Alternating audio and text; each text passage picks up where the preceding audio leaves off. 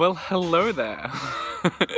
Welcome to another episode of Sharing's Caring, the place where we share things that we're caring about. Yeah, I really got to think of a good little intro for that, but yes, welcome to Sharing's Caring. And today we're talking about you and who you are. Oh my God. Who are you? Oh my God, I don't know. I don't know who you are. You know, that's for you to know. And I guess this is the first point. No one knows who you are. Nobody. Even if someone claims they know, they do not know who you are. We are all individual in the sense of we all look through our own eyes, we all hear through our own ears, we all speak through our own mouths, we all think through our own brains, and we all feel through our own hearts. So you're very unique. You're very special. You know, like everyone else, we're all special and we're all unique because of this self that we are. So you are uniquely you. Uniquely you. Unique New York. Uniquely you. And I don't know. That's the first point. So who are you behind the you? Who are you behind this personality? It's been called many things. It's been called consciousness. It's been called the soul. It's been called higher self. It's been called, lots of different things. And I think they're all, accurate kind of terms to use, I guess. Like, it's up to you, again, what words you use, what ideas you think. But this thing that's kind of behind your personality is very unpersonality. How do I put this? I'm really struggling how to put this into words, so I'll just say that there's just a you that is not affected by the everyday things that this you thinks about. I don't know if that makes it any easier. But let's put it like this. Let's call it the ocean. Okay, so in the ocean, there's a whole bunch of fish. There's like aquatic sea life, there's plants and kelp, there's lots of kelp, there's waves, there's, different currents of temperature in the water. We could really look at all these things as just like representations of personality. So like maybe the waves are our thoughts, and maybe the ocean temperatures and how they move in the different ocean currents are like our emotions. And maybe, I don't know, like the animals, the fish that are in the sea are, our physical action. And okay, there's all these symbols. You see what I'm trying to say? So there is that level of the ocean in the sense of there's the stuff that's in it. There's the things that are produced through action, produced through, action, I guess is a good way of putting it. But behind all that, behind all the fish and the critters and the creatures and the, crustaceans, that's the word I should be using, is the ocean itself. And the ocean itself is just this thing that is expansive, that just expands. Why can't I speak English today? The ocean is the thing that holds it all. The ocean is the space, is the home for the personality or for the crustaceans to live in. So the soul or the consciousness or the higher self you want to kind of connect with, look at it like the ocean. It's very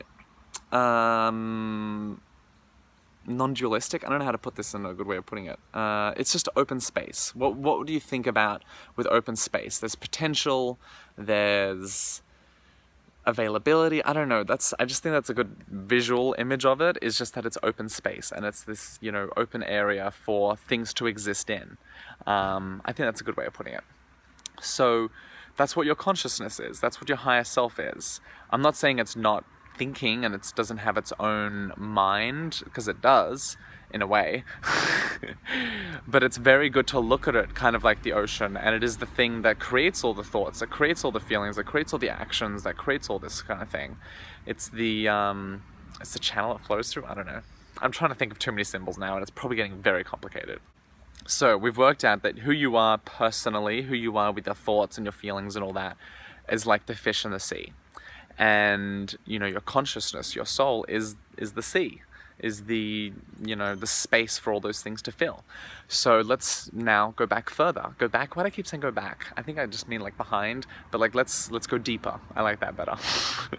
Let's go deeper now. And so what's behind the consciousness? What is consciousness? What creates this consciousness? You know, where's the energy coming from to create the conscious self or whatever?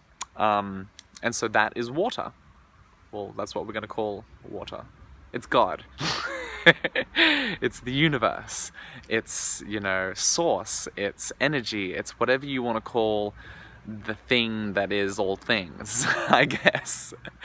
So it's water. So, you know, the ocean is built of water. The ocean is, you know, a collection of water. And if we really get down to it, if we really think about it, everything on the entire planet really has water in it in some way. Not everything. I don't know. There's probably something like lava. I don't know. Maybe that has water in it too. I don't know.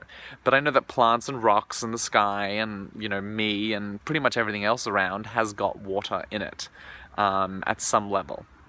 And so that's kind of why I like to use water as a symbol for God, is that God is just the thing in all things. It's the life that creates life. It's the energy that creates energy. So I hope that makes sense. So, what does this all mean? I don't really know. It's not the answer. It's not some big solution. I'm not trying to like enlighten you through this idea. It's just an idea. And this idea is a tool, and this tool is for you to, you know, feel yourself more, to connect with yourself more, maybe to love yourself more, to do all these different things. It's up to you to decide what you're going to do with this information. But I hope it just kind of makes this idea a little bit more clearer for you about like who you are and kind of the levels that maybe are in there. It's just a kind of a guideline. Like what's that movie? Pirates of the Caribbean. It's more like guidelines and actual rules. It's more of just like a thought to think about to help get you to then experience this stuff. You know, if I was going to tell you anything, like it's good to know this stuff, but it's amazing to actually experience it, to actually, I don't know, do the meditation or whatever it is that lets you tap into that soul, that also then lets you tap into that full energy.